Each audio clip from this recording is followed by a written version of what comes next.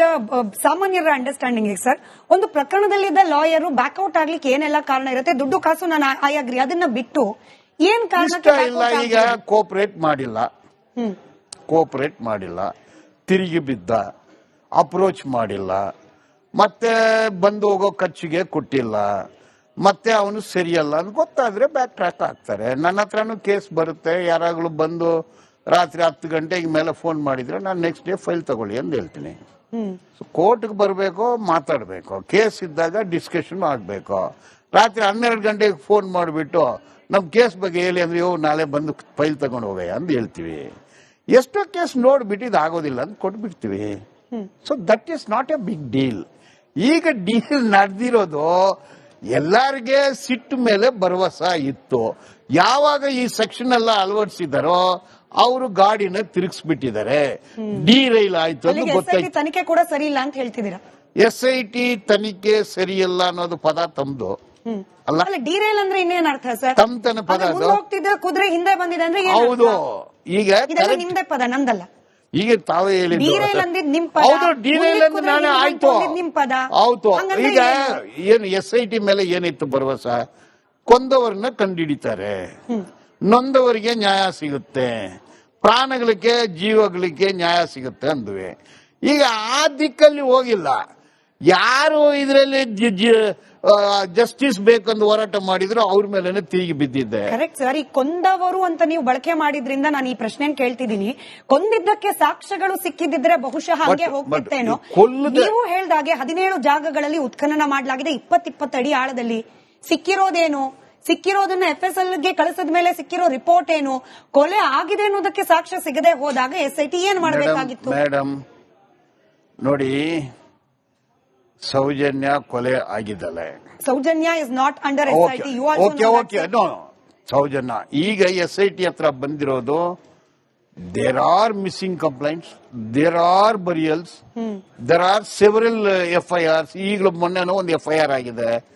ಅದರ ಬಗ್ಗೆ ತನಿಖೆ ಮಾಡ್ತಾರೆ. ಈಗ ಅವನು ಹೇಳಿದ್ದೇನು, 15 ವಯಸ್ಸು ಹುಡುಗಿ, 20 ವಯಸ್ಸು ಹುಡುಗಿ, ಊತಾಕ್ದೆ. ಮೈ ಪಾಯಿಂಟ್ ಈಸ್ ಸೂಪರ್ವೈಸರ್ ಅಂತ ಅವ್ರು ಹೇಳಿದ್ರು. ಯಾಕೆ ಸೂಪರ್ವೈಸರ್ಗೆ ನೋಟಿಸ್ ಕೊಟ್ಟಿಲ್ಲ? ಮೈ ಎಂಪ್ಲಾಯರ್ ಅಂತ ಹೇಳ್ದ, ಎಂಪ್ಲಾಯರ್ಗೆ ಯಾಕೆ ನೋಟಿಸ್ ಕೊಟ್ಟಿಲ್ಲ? ಯಾರ ಇಲ್ಲ ಹತ್ರ ಸಂಬಳ ತಗೊಳ್ತಿದ್ದ ಅವನು? Who paid in salary, who appointed, ಅವ್ರನ್ನ ಯಾಕೆ ಕರೆದಿಲ್ಲ? ಆಯ್ತು ಸರ್. ಉತ್ಖನನ ಕಾರ್ಯ ಪ್ರಾರಂಭವಾದಾಗ ನೀವು ಯಾರು ಪ್ರಶ್ನೆ ಮಾಡಲಿಲ್ಲ. ಗುಂಡಿ ನಂಬರ್ 1, 2, 3, 4 ಈ ಗುಂಡಿ ನಂಬರ್ 17ರವರೆಗೂ ಪ್ರತಿಯೊಂದು ಗುಂಡಿಯಲ್ಲೂ 10, 15, 100 ಶವಗಳು ಸಿಕ್ಕಿದ್ರೆ ಬಹುಶಃ ಕರ್ನಾಟಕದ ಪ್ರತಿಯೊಬ್ಬರು ಕೂಡ ನಾನು ನೇರವಾಗಿ ಹೆಸರು ಹೇಳ್ತೀನಿ, ಕರ್ಸಿ ವೀರೇಂದ್ರ ಹೆಗಡೆ ಅವರನ್ನ ಎನ್ಕ್ವೈರ್ ಮಾಡಿ ಅಂತ ಹೇಳ್ತಿದ್ರೇನು? ಸಿಗ್ಲಿಲ್ಲ. ಈಗ ಒಬ್ಬ ಸೂಪರ್ವೈಸರ್ ಅಂತ ಹೆಸರು ಹೇಳಿದಾನೆ, ಅವನಿಗೆ ಯಾಕೆ ನೋಟಿಸ್? ಸೂಪರ್ವೈಸರ್ ಬೇಡ ಸರ್, ಧರ್ಮಾಧಿಕಾರಿಗಳನ್ನೇ ಆಯ್ತು, ಸೂಪರ್ವೈಸರ್ನ ಯಾಕೆ ಕರೆದಿಲ್ಲ? ಧರ್ಮಾಧಿಕಾರಿಗಳನ್ನ ಯಾಕೆ ನೋಟಿಸ್ ಕೊಟ್ಟಿಲ್ಲ? ಇಷ್ಟೊಂದು ನಡೀತಾ ಇದೆ, ನೀವು ಅವ್ರನ್ನ ಯಾಕೆ ಕರೆದಿಲ್ಲ? Is the boss. 53 institution. In what? 53 institution sir. 53 institution ನಡೆಸೋದು ಕಾನೂನು ಬಾಹಿರ. ನೋಡಿ, ಅವರು ಆಡಳಿತ ಮಾಡುವ ಜಾಗದಲ್ಲಿ ಕೊಲೆಗಳು ಆಗಿದೆ. ಅವರು ಜಿಲ್ಲಾಧಿಕಾರಿನ ಅಥವಾ ಗ್ರಾಮ ಪಂಚಾಯತಿ ಅಧ್ಯಕ್ಷನ ಅಥವಾ ಪೊಲೀಸ್ ಸ್ಟೇಷನ್ ಅಲ್ಲಿ ಎಂಪಿ ಎಲ್ಲಿಂದು? ಎಂಪಿ ಎಲ್ಲಿಂದು? ಆ ಏರಿಯಾದು ದೇಶದ MP. Is a politician. ಹಾಗಾದ್ರೆ ಮಲ್ಲೇಶ್ವರದಲ್ಲಿ ಆಗುವ ಪ್ರತಿ ಕೊಲೆಗೂ ಕೂಡ MLA ಆಗಿರುವ ಅಶ್ವಥ್ ನಾರಾಯಣ ಹೊಣೆ ಅಂದ್ರೆ ನಾಳೆ ದಿನ ಅಶ್ವಥ್ ನಾರಾಯಣ ಅವ್ರು ಕೇಸ್ ಹಾಕ್ತಾರೆ. ಅವ್ರ ಮನೆಯಲ್ಲಿ ಕೊಲೆ ಆದ್ರೆ ಏನಾಗುತ್ತೆ? ಅವ್ರ ಮನೆ ಒಳಗೆ ಅಂದ್ರೆ ನೀವು ಧರ್ಮಾಧಿಕಾರಿಗಳ ಮನೆ ಒಳಗೆ ಕೊಲೆ ಇಲ್ಲ, ಮತ್ತೆ ಧರ್ಮಸ್ಥಳದಲ್ಲಿ ಆಗಿದೆ. ಧರ್ಮಾಧಿಕಾರಿಗಳ ಮನೆನಾ? It's a public property, for God sake sir. ಆಯ್ತು, ಈಗ ಏನು ಆದೇಶ? ಆ ಸ್ಕೂಲಲ್ಲಿ ಓದ್ತಿದ್ದ ಹುಡುಗಿಯರು, ಆ ಹಾಸ್ಟೆಲ್ ಅಲ್ಲಿ ಇರೋ ಹುಡುಗಿಯರು, ಅವ್ರನ್ನ ಈಗ ಒಂದು ಹೇಳ್ತೀನಿ ನಾನು, ಈ ಆನೆ ಮೌತ ಅವರು ಪಿತ್ರಾಜ್ SIT ಸರ್. SIT ಧರ್ಮಾಧಿಕಾರಿಗಳಿಗೆ ನೋಟಿಸ್ ಯಾಕೆ ಕೊಡಬೇಕಾಗಿತ್ತು? ಅವ್ರ ಮೇಲೆನೆ ಕೊಟ್ಟಿಲ್ಲ, ಸೂಪರ್ವೈಸರ್ಗೆ ನೋಟಿಸ್ ಕೊಟ್ಟಿಲ್ಲ. ಇವನು ಅವ್ರ ಎಂಪ್ಲಾಯಿ, ಅವನು ಹೇಳಿದ್ದೇನೋ, ನಾನು ಇಲ್ಲಿ ಕೆಲಸ ಮಾಡ್ತಿದ್ದೆ, ನನಗೆ ಸಂಬಳ ಕೊಡ್ತಿದ್ರು, ನನ್ ಕೆಲ್ಸನೇ ಊತ ಹಾಕೋದಂದು. ನೋಟಿಸ್ ಯಾಕೆ ಕೊಟ್ಟಿಲ್ಲ? SITಗೆ ಅಧಿಕಾರ ಇಲ್ಲ ಅಂತೀರಾ? ಕೊಡಬಾರ್ದು ಅಂತೀರಾ? ಅವ್ರನ್ನ ಮುಟ್ಲೇಬಾರ್ದು, ಅವರೆಲ್ಲ ಅಬೋಲ ಅಂತೀರಾ? ನಾನು ಹಂಗೆ ಹೇಳ್ತಾ ಇಲ್ಲ. ಮತ್ತೆ ನೀವು ಅವ್ರನ್ನ ವಿಚಾರಣೆ ಮಾಡ್ಬೇಕಲ್ಲ. ನೀವು ಈಗ ಯಾವ್ದೋ MLA ಅಂತ ಹೇಳಿದ್ರಿ, ಅವ್ರ ಜಮೀನಲ್ಲಿ ಆಗಿದ್ರೆ ಏನ್ ಕೇಳ್ತೀರಾ ನೀವು? ಈಗ ಅವ್ರ ಪ್ರೈವೇಟ್ ಪ್ರಾಪರ್ಟಿ ಅಲ್ಲ, ನಿಮ್ಗೂ ಇದು ಆನೆ ಮಾತ ಸತ್ತಿದ್ದು ಅಲ್ಲಿ ಅಯೋಧ್ಯ ರೆಸಾರ್ಟ್ ಇದೆ, ಯಾರ್ದು? ಆನೆ ಮಾವುತ ಕೇಸು SIT ನಡೆಸ್ತಾ ಇರುವ ವಿಚಾರಣೆ. You are clubbing again, you are clubbing everything sir. you are clubbing.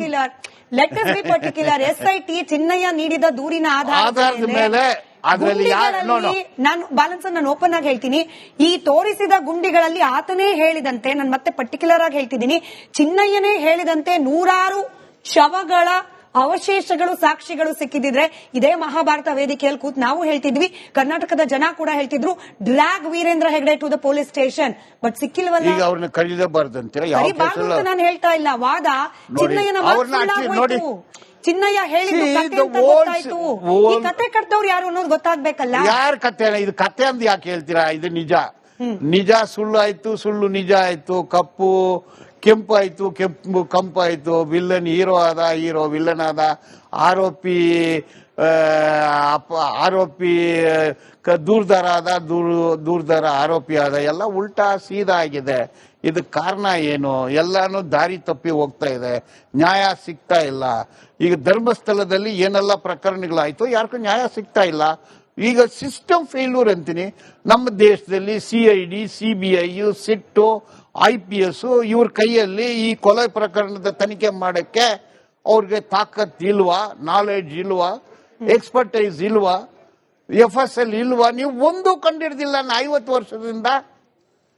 ಎಣೆಗಳು ಬಿತ್ತ ಇಲ್ಲ ಅಂತೀರಾ? ಒಂದು ಬಿಲ್ ಬಿದ್ದಿಲ್ಲ ಅಂತೀರಾ? ನೀವು ಇದೇ ಮಹಾಭಾರತ ಕಾರ್ಯಕ್ರಮದಲ್ಲಿ 367 ಮಿಸ್ಸಿಂಗ್ ಕೇಸ್ ಇದೆ, ದಾಖಲೆಗಳಿದೆ ಅಂತ ಹೇಳಿ. 367 ಇದೆ. ಆ ದಾಖಲೆಗಳು SIT ತಲುಪಲಿಲ್ವಾ? ತಲುಪಿದೆ. ಅದ್ರ ವಿಚಾರಣೆ ನಡೀಲಿಲ್ವಾ? ಅದೇ ಸಸ್ಪಿಷನ್, ಅದೇ ಅನುಮಾನ. ಅದ್ ಯಾವಾಗ ಗೊತ್ತಾಗುತ್ತೆ ನಮ್ಗೆ ವಿಚಾರಣೆ ನಡೆದಿದ್ಯಾ ನಡೆದಿಲ್ವಾ ಅಂತ ಹೇಳಿ? ಯಾವಾಗ ಈ ಸೆಕ್ಷನ್ಸ್ ಆಡ್ ಮಾಡಿದ್ರು ಆವಾಗ್ಲೇ ಗೊತ್ತಾಯ್ತು. ನಡೆದಿಲ್ಲ ಅಂತ ಇಲ್ಲ, ದಾರಿ ತಪ್ಪಿದೆ ಅನ್ನೋದು ಗೊತ್ತಾಯ್ತು. ಯಾಕೆ ಈ ಸೆಕ್ಷನ್ಸ್ ಅಳವಡಿಸಿ? ಪರ್ಜುರಿ ಹಾಗಂದ್ರೆ ಇದು ಎಲ್ಲಾನು ಸುಳ್ಳು ಅಂದು ಹೋಗುತ್ತೆ ಡೈರೆಕ್ಷನ್. ನೋಡಿ, ನ್ಯಾಯ ಸಿಗ್ಲಿಲ್ಲ. SIT ಇಂದ ನ್ಯಾಯ ಕೊಡ್ಸಕ್ ಆಗ್ಲಿಲ್ಲ. SIT ಯಾರ ಮೇಲೇನೋ ಬಣ್ಣ ಹಚ್ತಾ ಇದ್ದಾರೆ, ರಿಯಲ್ ಕಲ್ಪಿಟ್ಸ್ ಟಚ್ ಮಾಡಿಲ್ಲ. ಯಾವ ತಪ್ಪು CID ಮಾಡಿದ್ರು, ಯಾವ ತಪ್ಪು CBI ಮಾಡಿದ್ರು, ಅದೇ ವಿಚಾರದಲ್ಲಿ ಅದೇ ತಪ್ಪನ್ನ ಸಿಟ್ಟವ್ರು ಕೂಡ ಮಾಡ್ತಾ ಇದ್ದಾರೆ ಎಂದು ಕಂಡು ಬರ್ತಾ ಇದೆ. ಇವಾಗ ಏನ್ ಮಾಡೋದು ಬಾಲನ್ ಸರ್? ಆಯ್ತು, ನಿಮ್ಮದೇ ವಾದದ ಪರವಾಗಿ ನಾನು ಕೂಡ ಮಾತನಾಡ್ತೀನಿ. CBI ಸರಿ ಇಲ್ಲ, CID ಸರಿಯಲ್ಲ, ನಾನು ಹೇಳಿದಿಲ್ಲ, ಕಂಡಿಡ್ದಿಲ್ಲ. ಎಕ್ಸಾಕ್ಟ್ಲಿ, ನಾನು ಅದನ್ನ ನನ್ನ ಭಾಷೆಯಲ್ಲಿ ಹೇಳ್ತಿದ್ದೀನಿ. ನಾನು ಹೇಳಿದ್ ನಾನೇ ನಿಮ್ಮ ಪರವಾಗಿ ವಾದ ಮಾಡ್ತಿದ್ದೀನಿ. ನನ್ನದೇ ಭಾಷೆಯಲ್ಲಿ CID ನ್ಯಾಯ ಕೊಡಿಸ್ಲಿಲ್ಲ, CBI ನ್ಯಾಯ ಕೊಡಿಸ್ಲಿಲ್ಲ, ಲೋಕಲ್ ಪೊಲೀಸ್ ನ್ಯಾಯ ಕೊಡಿಸ್ಲಿಲ್ಲ. ಹಾಗಾಗಿ SIT ಬೇಕು, SIT ಯಲ್ಲಿ ಪ್ರಣಬ್ ಮೊಹಂತಿ ಅವರೇ ನೇತೃತ್ವ ವಹಿಸಬೇಕು. ಹೇಳಿದವ್ರು ಯಾರು? ನೀವಲ್ಲ ಸರ್. ಯಾರು ಕೇಳ್ತಾ ಇದ್ರು ಆಗ್ರಹ SIT ಗೋಸ್ಕರ? ಯಾರು ಕೇಳ್ತಾ ಇದ್ರು? ಅವ್ರದ್ದು ಪೇಜ್ ನಂಬರ್ 9 ಪಾಯಿಂಟ್ ನಂಬರ್ 10 ಬರೀತೀರಿ, the petitioner submits that names of the petitioner are not forthcoming in the complaint dated 3/7/2025 or in the statements recorded under section 183 of BNSS. ಇದು ಎಲ್ಲಿವರೆಗೂ ನೀವೇ ಕೊಟ್ಟ ಡೇಟ್ 23 ಆಗಸ್ಟ್, ಇಲ್ಲಿವರೆಗೂ ಇದು ಸತ್ಯ sir. ಅದಾದ್ಮೇಲೆ ಆಗಿದ್ ಸತ್ಯನ ನೀವು ಹೇಳ್ತಾ ಇಲ್ಲ, ಯಾಕಂದ್ರೆ ನಿಮಗೂ ಗೊತ್ತಿಲ್ಲ. ಅದಕ್ಕೆ ಆದ್ಮೇಲೆ ಡಿರೈಲ್ ಆಯ್ತು ಅಂತ ಹೇಳಿದೆ, ಕುದುರೆ ಹಿಂದ್ಗಡೆ ಬಂತಂದು ಹೇಳಿದೆ. ಇದು ಪದಗಳೆಲ್ಲ ಬಳಸಿದ್ದೀನಿ ನಾನು. ಕುದುರೆ ಕರೆಕ್ಟ್ ಆಗಿ ಹೋಗ್ತಿತ್ತಂದು ಅಂದ್ಕೊಂಡಿದ್ವಿ. ಯಾವಾಗ ಸೆಕ್ಷನ್ ಆಡ್ ಆಯ್ತು, ಕುದುರೆ ಹಿಂದ್ಗಡೆ ಬಂತಂದು ಆಯ್ತು. ಅಲ್ಲೇ ಡಿರೈಲ್ ಅನ್ನೋ ಪದ ಉಪಯೋಗ ಮಾಡಿದ್ದು. ಸೊ ತನಿಖೆ ನನಗೆ ತನಿಖೆ ಏನ್ ಮಾಡ್ಬೇಕಂದು ಗೊತ್ತಿದೆ. ನಾನು 37 ವರ್ಷದಿಂದ ಪ್ರಾಕ್ಟೀಸ್ ಮಾಡ್ತೀನಿ. ಅನೇಕ ಕೇಸ್ಗಳಲ್ಲಿ ಪ್ರಾಸಿಕ್ಯೂಟರ್ ಕೆಲಸನ ಮಾಡಿದೀನಿ, ಡಿಫೆನ್ಸ್ ಮಾಡಿದೀನಿ. ಏನ್ ಮಾಡ್ಬೇಕಂದು ಗೊತ್ತಿದೆ, ಏನ್ ಮಾಡಬಾರ್ದು ಅನ್ನೋದು ಗೊತ್ತಿದೆ, ಏನ್ ಮಾಡಿಲ್ಲ, ಏನ್ ಮಾಡಿದಾರೆ ಅನ್ನೋದು ಗೊತ್ತಾಗುತ್ತೆ. ಆ ಸೆಕ್ಷನ್ಸ್ ನೋಡಿದ ತಕ್ಷಣ ಇದು ಡಿರೈಲ್ಡ್ ಎಂದು ಗೊತ್ತಾಯ್ತು. ಇವಾಗ ತನಿಖೆಯನ್ನು ಎದುರಿಸಲಿಕ್ಕೆ ನೀವೇ ಹೇಳ್ದಾಗೆ, ಬಟ್ ಇದನ್ನ ಜನ ಹೆಂಗ್ ಗಮನಿಸ್ತಾರೆ ಅಂದ್ರೆ, ಇದೊಂದು ಪ್ರಕರಣ crime number 39 of 2025 registered under Dharmasthala police station. ಇದೊಂದು ಕೇಸನ್ನ ದಾಖಲು ಮಾಡ್ಲಿಕ್ಕೆ ದೆಹಲಿ ತನಕ ಹೋಗಿ ಬಂದ್ರು, ಸುಪ್ರೀಂ ಕೋರ್ಟ್ ಹೋದ್ರು, ಸುಪ್ರೀಂ ಕೋರ್ಟ್ ನ ತೀರ್ಪನ್ನ ಮುಚ್ಚಿಟ್ರು, ಮತ್ತೊಮ್ಮೆ ಬಂದ್ರು ವಾಪಸ್, ಇಲ್ಲಿ ಬಂದು ಹೊಸದಾಗಿ ಪ್ರಕರಣ ದಾಖಲು ಮಾಡಿದ್ರು, ಮಹಿಳಾ ಆಯೋಗ ಎಂಟರ್ ಆಯ್ತು, ಮುಖ್ಯಮಂತ್ರಿಗಳು ಎಂಟರ್ ಆದ್ರು. ಇಷ್ಟೆಲ್ಲಾ ಪ್ರಯತ್ನ ಪಟ್ಟು ದಾಖಲಾಗಿರುವ ಪ್ರಕರಣವನ್ನ ಇವಾಗ ಆಟ ಇವ್ರ ಪ್ರಕಾರ ನಡೀತಿಲ್ಲ ಅಂದ ತಕ್ಷಣ ಇದನ್ನ ರದ್ದು ಮಾಡಿ ಅಂತ ಹೇಳಿ ಅರ್ಜಿ ಕೊಟ್ಟಿದ್ರಲ್ಲ. ಅಲ್ಲೇ reading in between the lines. ನಮ್ಮ ಅದ್ರಲ್ಲಿ ಯಾರ ಪೇಟಿ 100 ಹೆಸರು ಇದೆ ಒಂದು ಪ್ರಕರಣದಲ್ಲಿ ಅಂತ ಇಟ್ಕೊಳ್ಳೋಣ. FIR ಅಲ್ಲಿ 3 ಜನ ಕೋರ್ಟ್ಗೆ ಹೋದ್ರೆ ಅವ್ರದ್ದು ಮಾತ್ರ ಅದರಿಂದ ಹೊರಗೆ ಬರ್ತಾರೆ, ನಾಟ್ 97.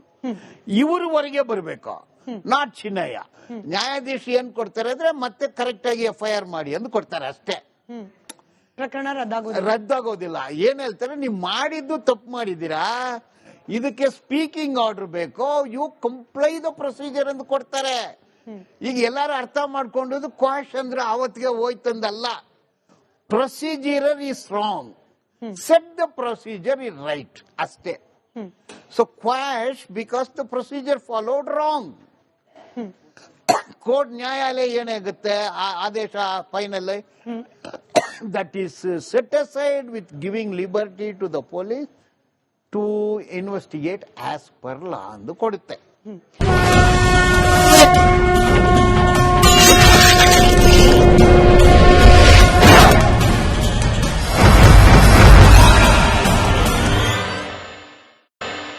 ನೀವು ಈ ಪಿಟಿಷನ್ ಬರೆಯುವಾಗ ಒಂದೆರಡು ಕಡೆ ಮೆನ್ಷನ್ ಮಾಡಿದ್ದೀರಿ, ಅವರ್ಸ್ ಟುಗೆದರ್ ಎನ್ಕ್ವೈರ್ ಆಗ್ತಾ ಇತ್ತು, ಬೆಳಗ್ಗೆ 10 ಗಂಟೆಗೆ ಹೋದ್ರೆ ಮಧ್ಯರಾತ್ರಿವರೆಗೂ ಕೂಡ ಕೂರಿಸ್ಕೊಳ್ತಾ ಇದ್ರು, ಇದು ಅವರವರ ಮೂಲಭೂತ ಹಕ್ಕುಗಳ ಉಲ್ಲಂಘನೆ ಅಂತ ಬರೆದಿದ್ದೀರಿ ಸರ್. ಒಂದು ಪ್ರಕರಣದ ವಿಚಾರಣೆ ಅಂದಾಗ ಸಾಮಾನ್ಯವಾಗಿ ಎಲ್ರಿಗೂ ಕೂಡ, ನಿನ್ನೆ ಇದೇ ಮಹಾಭಾರತ ಕಾರ್ಯಕ್ರಮದಲ್ಲಿ 60+ ಏಜ್ ಆಗಿರುವ ಸುಜಾತ ಭಟ್ ಅವರು ಕೂಡ ಇದ್ರು. ಅವರು ಹೇಳಿದ್ರು, ನನ್ನನ್ನು ಬೆಳಗ್ಗೆಯಿಂದ ರಾತ್ರಿ ತನಕ, ನಾನು just I'm giving one example, ಇದೇ ಪ್ರಕರಣಕ್ಕೆ ರಿಲೇಟೆಡ್ ಅನ್ನೋ ಕಾರಣಕ್ಕೆ, ನನ್ಗೆ ಅಷ್ಟು ವಯಸ್ಸಾದವಳಿಗೆ ಕರ್ದಾಗೆಲ್ಲ ಹೋಗಿದ್ದೀನಿ, ಕರ್ದಷ್ಟು ಹೊತ್ತು ಕೂತಿದ್ದೀನಿ. ಇವರು ಹಂಗ್ ನೋಡಿದ್ರೆ ಹೋರಾಟಗಾರರು, ದೇಹದಲ್ಲಿ ಶಕ್ತಿ ಜಾಸ್ತಿ ಇರೋರು, ಮಾನಸಿಕ ದೃಢತೆ ಇರೋರು, ಇವ್ರಿಗೆ 100 ಅವರ್ ಆದ್ರೇನು 1000 ಅವರ್ ಆದ್ರೆ ಏನು, ಅಬ್ಜೆಕ್ಷನ್ ಯಾಕಿರ್ಬೇಕು ಅಂತ ಕೇಳ್ತಾರೆ. ಈಗ ದುಡ್ಡಿರೋರು ಹೋಗ್ಬೋದು, ದುಡ್ಡಿಲ್ದವರು ಹೋಗ್ಬಾರ್ದು. 100 ಪಿಟಿಷನ್ ಹಾಕಿ ಸ್ಟೇ ತಗೊಂಡಿದ್ದಾರೆ, ಇದನ್ನ ಮಾತಾಡ್ಲೇಬಾರ್ದು ಅಂತ ಸ್ಟೇ ತಗೊಂಡಿದ್ದಾರೆ. ಇದು ಪ್ರಜಾಪ್ರಭುತ್ವ, ಕಾನೂನಲ್ಲಿ ಅವಕಾಶ ಇದೆ, ಪ್ರತಿಯೊಬ್ಬರು ಕಾನೂನನ್ನ ಉಪಯೋಗ ಮಾಡ್ಕೋಬಹುದು, ಅದಕ್ಕೆ ನ್ಯಾಯಾಲಯ ಇದೆ. ಆದ್ರೆ ನ್ಯಾಯಾಧೀಶರಿದ್ದಾರೆ, ನಾನು ಹೋಗ್ತೀನಿ ತಾವು ಹೋಗ್ತೀರಾ, ತೀರ್ಮಾನ ಮಾಡೋರು ನ್ಯಾಯಾಧೀಶರು. ನನ್ನ ನ್ಯಾಯಾಧೀಶರು ಪ್ರಶ್ನೆ ಮಾಡಿದ್ರು, ಇದ್ಯಾಕೆ ಮಾಡಿದ್ರೆ, ಇದು ನಾನು ಏನ್ ಪ್ರಶ್ನೆ ಮಾಡಿದ್ನೋ ಅದನ್ನ ನ್ಯಾಯಾಧೀಶರು ಕೂಡ ಹೇಳಿದ್ರು. ಅಂತಿಮ ಕೋರ್ಟ್ ಡಿಸೈಡ್ ಮಾಡುತ್ತೆ. ಒಂದು ಪ್ರಕರಣದಲ್ಲಿ ನೀವು ನಾಳೆ ಬಾ, ನಾಳೆ ಇದ್ದು ಬಾ, ಗೋ ಆನ್ ಗಿವಿಂಗ್ ನೋಟಿಸ್ ಅಂದ್ರೆ ನಾನು ಎಲ್ಲಿ ಹೋಗ್ಬೇಕು? ತಿಮ್ರೋಡಿ ಮೇಲೆ ಗಡಿಫಾರ್ ಆಯ್ತು, ಹೈಕೋರ್ಟ್ಗೆ ಬಂದ್ರು, ಸ್ಟೇ ತಗೊಂಡ್ರು. ಓ ನೀನ್ ಒಳ್ಳೆ ಮನುಷ್ಯ, ಗಡಿಫಾರ್ ಅಂದ್ರೆ ಎಲ್ಲ ಬಿಟ್ಬಿಟ್ಟು ರಾಯಚೂರು ಹೋಗ್ಬಿಡಿ ಅಂದ್ರೆ, ಅಲ್ಲಿ ಅವನು ಎಲ್ಲಿರೋದು, ಯಾರು ಊಟ ಹಾಕ್ತಾರೆ, ಏನ್ ತಿಂತಾನ ಅವನು? ಇವರೊಬ್ಬರಿಗಾಗಿಲ್ಲ, ಹಿಂದೆ ಅನೇಕರಿಗಾಗಿದೆ, ಆಗಿದೆ, ಎಲ್ಲಾರ್ಗೂ ಆಗ್ಲಿ. ಇವನಿಗೆ ಆಗಿದ್ದು ಏನಕ್ಕೆ? ಹೋರಾಟ ಮಾಡ್ತಾ ಇದ್ದಾನೆ ಅಂತ ಆಗಿದೆ. ಇವನೇನ್ ಕೊಲೆ ಮಾಡಿದಾನ, ದರೋಡೆ ಮಾಡಿದಾನ, ಇಲ್ಲ ಸ್ಮಗ್ಲಿಂಗ್ ಮಾಡಿದಾನ? ಅವನ ಮೇಲೆ ಇರೋ ಎಲ್ಲಾ ಸೆಕ್ಷನ್ಸ್ ಶಾಂತಿ ಕದಡುತ್ತೆ ಅಂತ ಹೇಳಿ ಅಲ್ಲಿನ ಸ್ಥಳೀಯ ಆಯ್ತು. ಈಗ ಹಿಂದೂ ಪರ ಹೋರಾಟಗಾರರನ್ನು ಅನೇಕರ ಮೇಲೆ ಗಡಿಪಾರ ಆಜ್ಞೆ ಇದೆ ಸರ್. ಅವ್ರು ಕೊಲೆನೂ ಮಾಡಿಲ್ಲ, ಸುಲಿಗೆನೂ ಮಾಡಿಲ್ಲ, ಕೊಲೆನೂ ಮಾಡಿದ್ದಾರೆ. ನಾನು ಕೆಲವರು ಉದಾಹರಣೆ ಕೊಡ್ತಿರೋದು ಎಲ್ಲರದಲ್ಲ, ನೀವ್ ಏನ್ ತಿಮ್ಮರೋಡಿ ಅವರು ಉದಾಹರಣೆ ಕೊಟ್ರಿ ಹಾಗೆ. ಆಯ್ತು ಮೇಡಮ್, ಅವ್ರಿಗೆ ಗಡಿಪಾರ ಆಯ್ತು, ಕಾನೂನಲ್ಲಿ ಅವಕಾಶ ಆಯ್ತು, ಹೈಕೋರ್ಟ್ಗೆ ಬಂದ್ರು, ಸ್ಟೇ ಮಾಡ್ಕೊಂಡ್ರು. ತಪ್ಪಲ್ಲ. ಈಗಲೂ ಇವರಿಗೆ 9 ನೋಟಿಸ್ ಕೊಟ್ಟಿದ್ದಾರೆ, ಹೋಗಿದ್ದಾರೆ. ಒಂದು ನೋಟಿಸ್ಗೆ ಏನು ಪರಾರಿ ಆಗಿಲ್ಲ, ಮತ್ತೆ ನೋಟಿಸು, ಮತ್ತೆ ಹೋಗಿದ್ದಾರೆ, ಮತ್ತೆ ನೋಟಿಸ್, ಮತ್ತೆ ನೋಡಿದ್ದಾರೆ, ಲಾಸ್ಟ್ ಬಂದಿದ್ದಾರೆ. ಇನ್ನೊಂದು ಪಾಯಿಂಟ್ ಅದು ನೋಡಿ, ಪೆರ್ಜುರಿ ನೀವು ಹೇಳಿದ್ದಲ್ಲ ಸುಳ್ಳು, ಅಷ್ಟೇ ಕೇಸು. ನೀವು ಕೊಲೆ ಮಾಡಿದ್ರಿ ಅಂದ್ರೆ ನಾನು ತಗೊಳ್ತಾ ಇಲ್ಲ. If there is some material that the accused committed murder or rape, ನಾನು ತಗೊಳ್ತಿರ್ಲಿಲ್ಲ. ನಿಮ್ದು ಆರೋಪ ಏನು ಅವ್ರ ಮೇಲೆ? ಸುಳ್ಳು ಮಾಹಿತಿ ಕೊಟ್ಟಿದ್ರೆ ಅಷ್ಟೇ ಆರೋಪ. ಯಾವುದು ಸುಳ್ಳು ಮಾಹಿತಿ? ಸುಮಾರು ಜನ ಹೆಣ್ಮಕ್ಳು ಕಾಣೆ ಆಗಿದ್ದಾರೆ, ಮಿಸ್ಸಿಂಗ್ ಕಂಪ್ಲೇಂಟ್ ಆಗಿದೆ, ಊತ ಹಾಕಿದ್ದಾರೆ, ಅಷ್ಟೇ.